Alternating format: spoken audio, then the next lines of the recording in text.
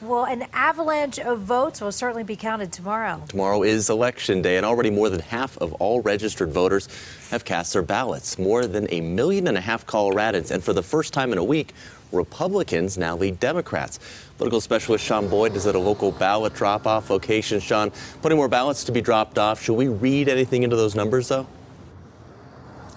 Well, Dominic, historically, the party of the president loses seats in midterm elections. But if these numbers hold, tomorrow could be an especially rough night for Republicans. The last two midterm elections in Colorado, Republicans have been up by more than 100,000 votes at this point. This year, they're up by just 2,000. With just hours left in campaign 2018, Republican turnout is at its lowest in a decade. Republicans are lagging among men and women. Young voters, old voters, it's just across the board. And maybe that can turn around in 48 hours. CBS 4 Republican analyst Dick Wadham says being the party of Trump in a state the president lost is not a good place to be. President Trump is an asset to a lot of Republican candidates around the country. I don't think he is here in Colorado. That doesn't mean he's not popular with Republicans, but you've got to go way beyond that Republican base. I believe the state's been moving more toward blue and away from purple.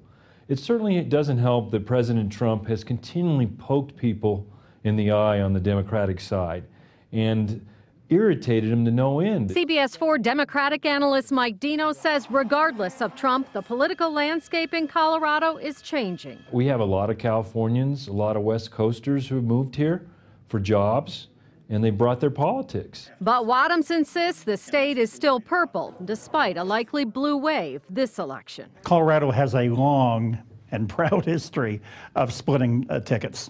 And so it is eminently possible that somebody who votes for Jared Polis for whatever reason might say, you know, the guy's a little too liberal for me. I do want to check on him. I do want a Republican AG. I do want a Republican Secretary of State. I do want a Republican State Senate to act as a check on Jared Polis. I think people have really picked their side of the ticket, and they're going to stick with it.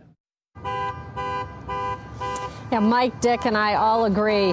The races most difficult to predict this election are the state Senate races, which are largely about local politics. I've done a couple of stories on these races. Right now, Republicans have a one-seat majority in the state Senate.